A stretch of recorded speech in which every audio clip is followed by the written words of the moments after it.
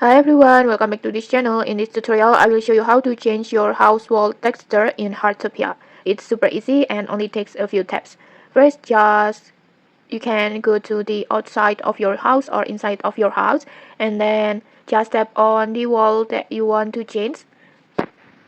Sorry, I mean the highlight the wall that you want to change. And then next, just tap on the paintbrush icon. This one. Just tap on it, and then in here just choose the texture that you like.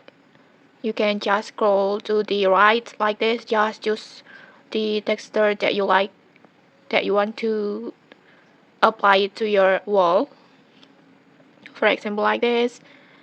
And then next you can just adjust the color that you like for example like this. And then when you're done, just simply tap on checklist icon like this.